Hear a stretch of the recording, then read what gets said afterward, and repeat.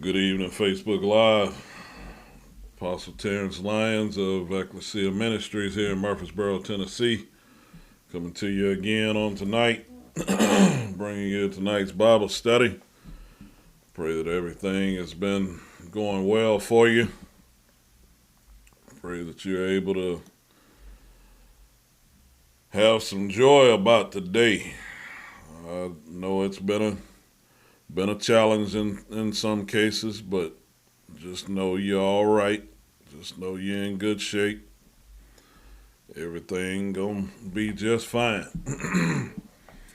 Good evening there, Prophetess Tanisha. Good evening, Apostle Laura. Pray that everybody's been able to have the good Adar 14, time of Purim.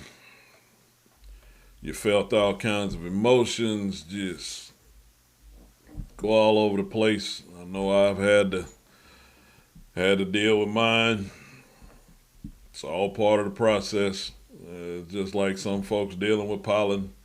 I got some friends that they posting about having to deal with the pollen today, so they having their struggles. But again, we know God got us. Period. We just gotta stay focused on everything. Good evening there, Minister Michael, my brother. What's going on? So we coming up on the end of this year's series. So good evening, Mr. Clarence and Miss Linda. So coming up on the end of this year's series, this mind management series, and we gonna have a real good time Saturday. Finishing up. Anybody that's been a part of Ecclesia knows that when we end the year, then I will pray a prayer of sealing of the information that was given of the previous year. So we always have a good time in that moment. So I'm sure you saw the question for tonight. Are your decisions anointed?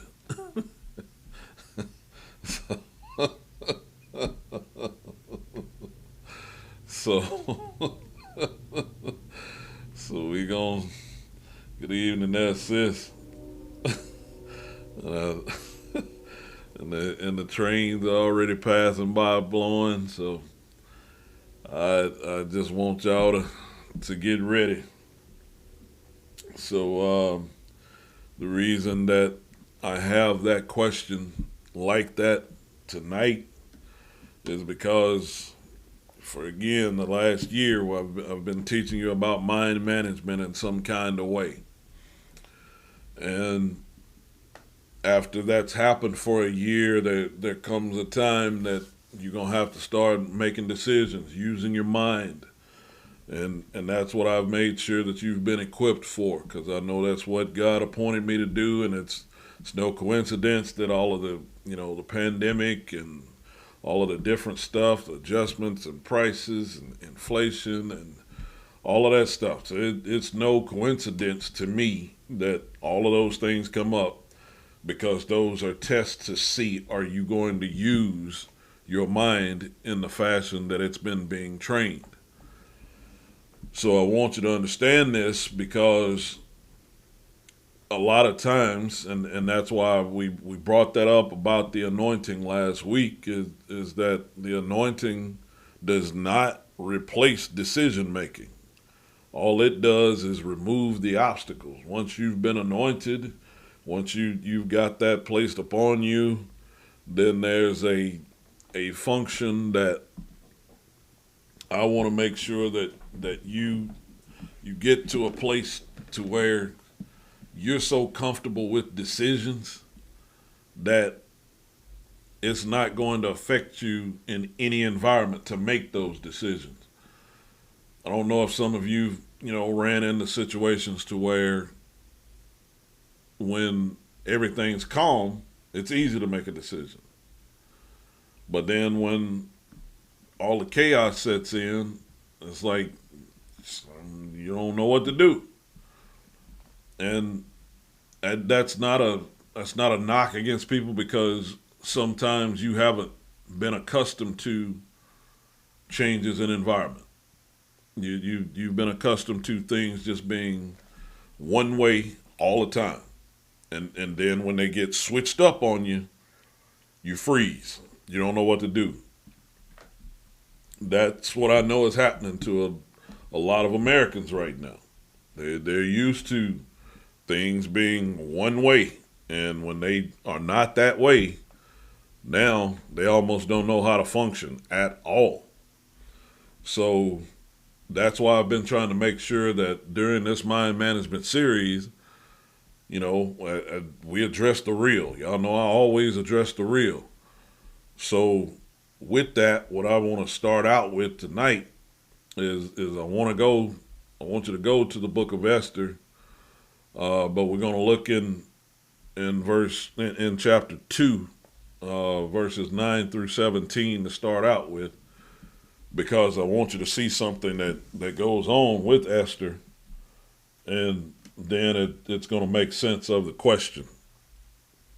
So in the book of Esther, chapter 2, verses 9 through 17 is where it says this.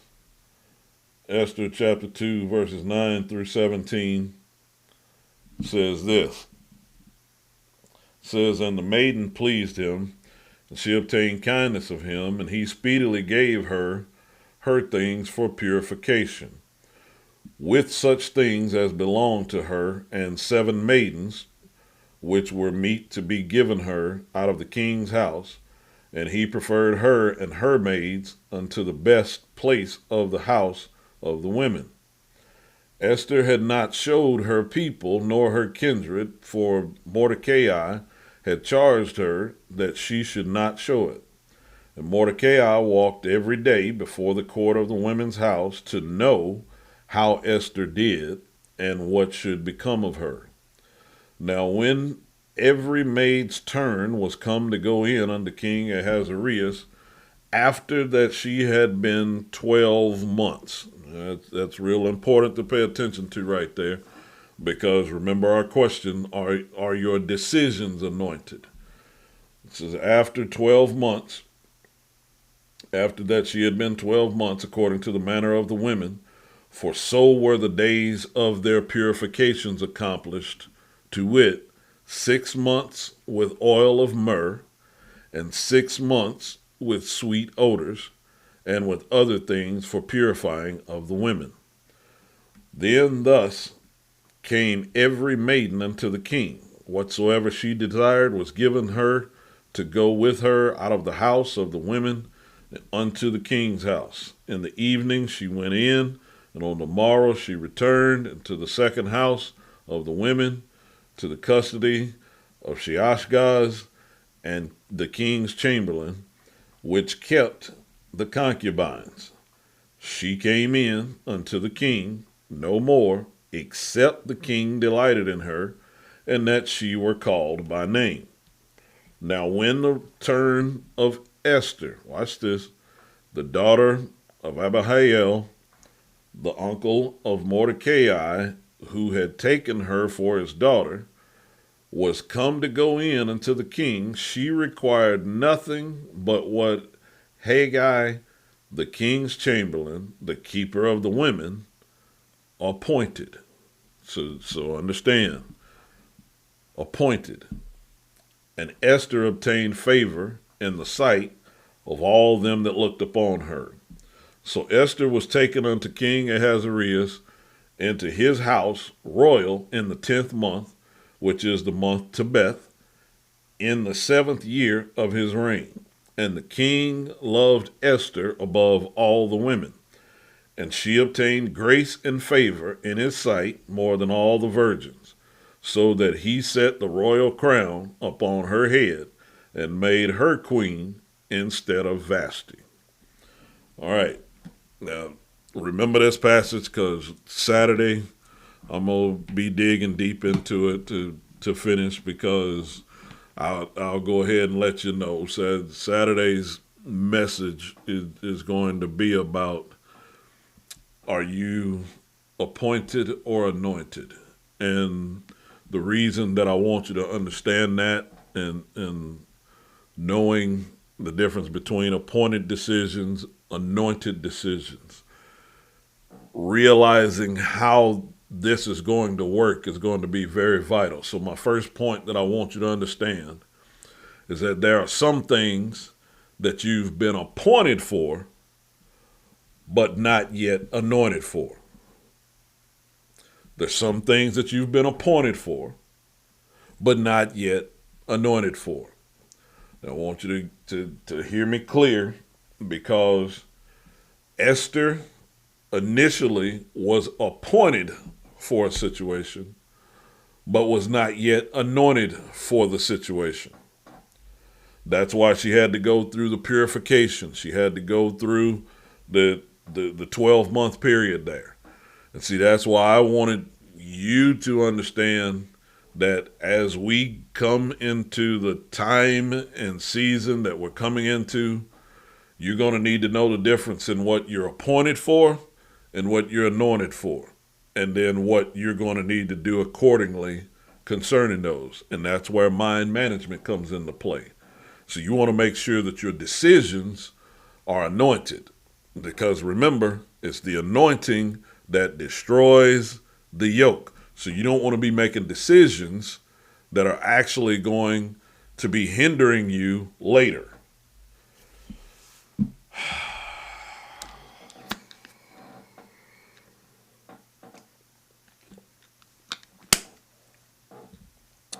You don't want to be making decisions that's going to hinder you later. Now, I know ain't none of y'all ran into nothing that you realize that previously you made some decisions that's hindering you in a present moment. Y'all ain't ever ran into that? I got you. You've lived life perfectly. Everything's been anointed. It's just flowed so smoothly. But I'm coming tonight to begin to help you understand exactly how to function with your decisions being anointed. So you've got to understand that you've been appointed for some things. So here's Esther. She's about to be given a chance. That's why I'm always readdressing to you about time and chance happening to us all. She's being positioned to be chosen for a specific place. Now, where she's at ain't queen, but is positioned to become queen.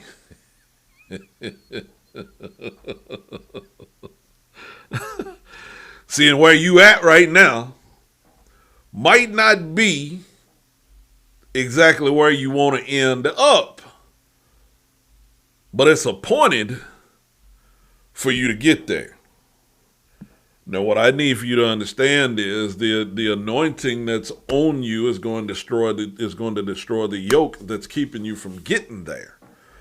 But I need for you to understand that where you're at right now, and the point that you're the place that you're at right now is requiring a different type of anointing before you move forward. Woo! I'm trying to do right. Because this past week, I know without a shadow of a doubt, I was re-anointed for some stuff. I know I was. Because I understand now that certain things and certain meetings that I've had over the past 2 to 3 weeks, I'm now starting to see how each of them were playing a part in re-anointing me for what I got to do. and for the places that I got to go, and the things that I've got to do in this next chapter of my life. See, because what I want you to understand is this. Woo! Rabakasandra Shondoroboko Soto. Resendere Beke Sitia Rabashondoroboko Soto. Okay, so with Esther, I want you to get this.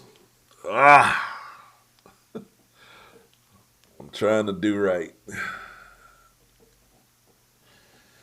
With Esther, there's multiple people that's after the same spot that she's in. That's after the same spot that she's after.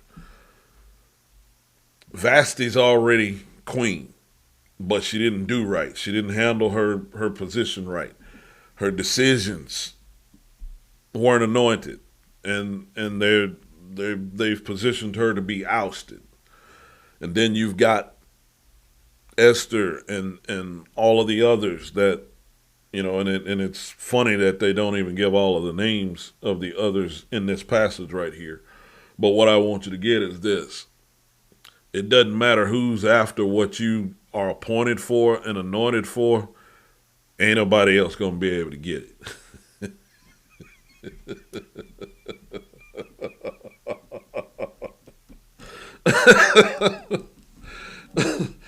You see, because what I need for you to get. Oh, and Apostle, I'm gonna be touching on that here in a little bit too, because he helps to clarify the other side of being anointed for something but not yet appointed. But I want you to get this before we get to that place.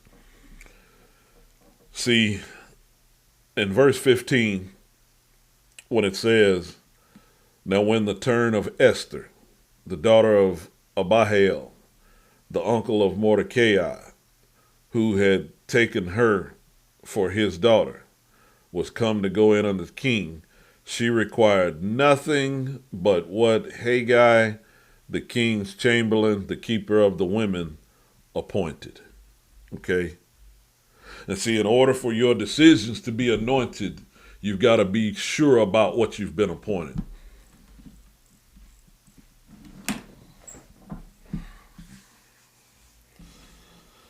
Woo!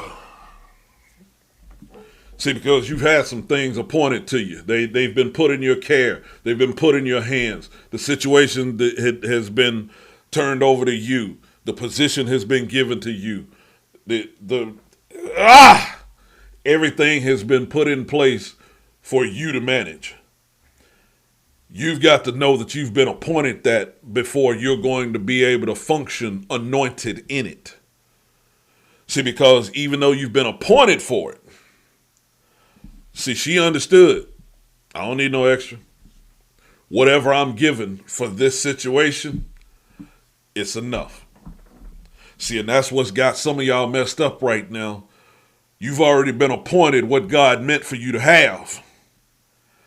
But you thinking that you need to have some more added to it. You think you need some more money added. You think you need some more degrees added. You think you need...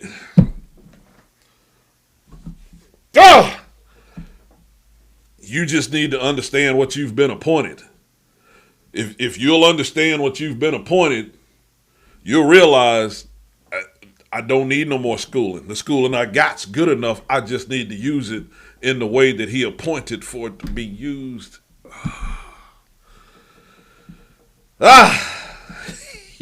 Y'all just don't know how hard this is. See, because when you begin to know without a shadow of a doubt that where you at, you're appointed and anointed for, what that's going to do is that's going to bring you closer to the before you, so that everything that you hear from God to do is going to automatically supersede anybody that's opposing where you at. My God, y'all don't know how hard this is. See, what I need you to get in verse 17, it says, "And the king loved Esther above all the women, and she obtained grace and favor in his sight more than all the virgins, so that he set the royal crown upon her head, and made her queen instead of Vashti. See, what I need for some of y'all to get ready for is you're about to be crowned a position in place of someone else. When you get crowned that position, this ain't the time for you to say, I'm not worthy. I just can't believe this, and let me pray on it. Take the crown. Somebody type that in there for me. Take the crown. Take the royal crown, because it's being put on your head. You've already been appointed and anointed for this spot, and now is the time. You need to go ahead and fully embrace it so that you can walk in the anointing that's been set for what you've been appointed to do. Because when you begin to function in that, you take the royal crown. Go ahead and take it, because that's what you've been appointed to do. That ain't saying you know everything about it, okay? I don't want you to misconstrue what I'm trying to teach right here, because that'll get you messed up too. I'm not saying that you know everything about the position. I'm not saying that you know everything about the crown. I'm not saying that you know everything about all of the details. That's not what I'm saying. I'm saying you just need to know I'm appointed for this. Now, whether I know everything about it or not, that ain't my business. He's going to show me what I need to know, but it's mine that I'm appointed for and anointed for. Because this is what I need you to get. For my next point, I want to go to 1 Samuel chapter 16, verses 1 through 3. And then I'm going to skip down to verse 13. 1 Samuel chapter 16, verses 1 through 3, because I want you to see this before I first blow a gasket, but then before I get to go into what my next point of what we're doing. See, because this is what I need you to get. 1 Samuel 16, verse 1 through 3, it says this. Now keep in mind what I just told you. You're about to get given a crown for another spot. You need to see this. Watch this.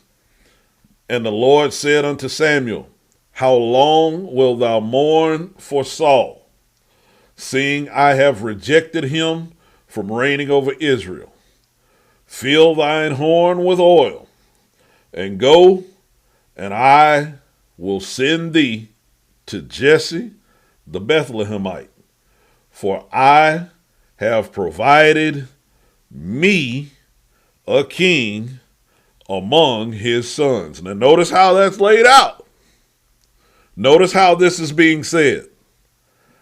I have provided me a king among his sons. See, some of y'all still trying to hold on to the position that you started out in and walk in the appointed and anointed position that God's put you in, and you can't do both. Ooh-wee.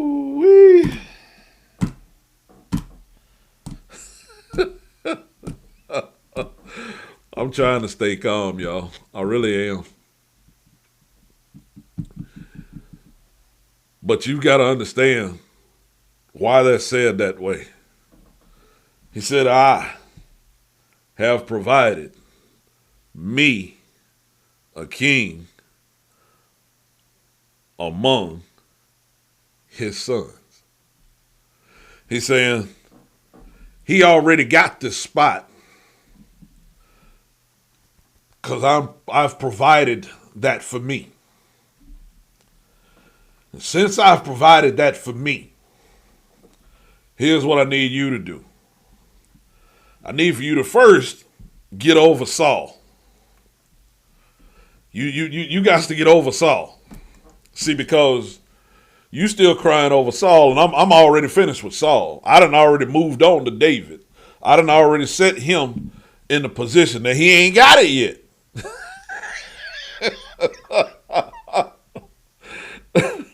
I've appointed him, He ain't got it yet. And I need for you to go anoint him. And then there's still going to be some other appointment work that I got to do with him. But I just need to make sure that he's anointed for the next steps that he takes. See, that's what you got to understand. You got to go ahead and embrace that you already anointed for your next steps.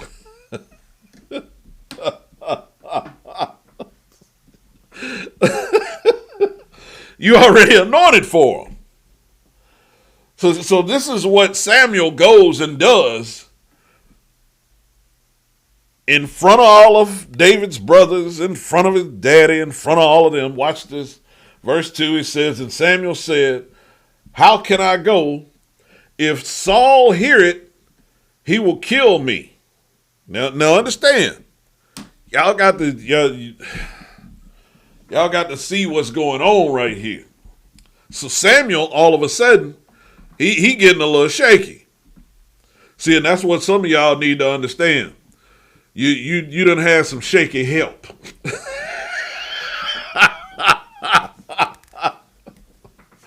see some of y'all, so some of the help that's supposed to be in place for some of y'all, they done got shaky. They scared. They don't want to, like, yeah. If I connect with them out in the open, they gonna grill me. If I connect with Apostle, they gonna give me a hard time about connecting with Apostle, because Apostle going through stuff, and his wife left out on him, and if I connect with Apostle right now, it's gonna look funny. It's gonna look. Y'all be shaky you want to.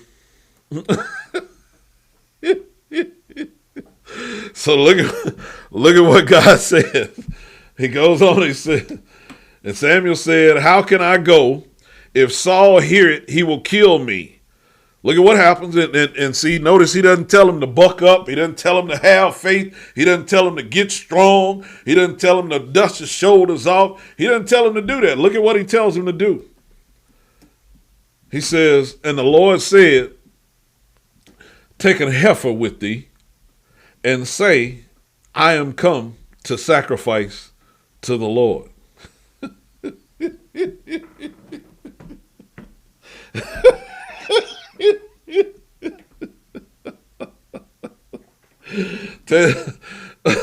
Take a gift with you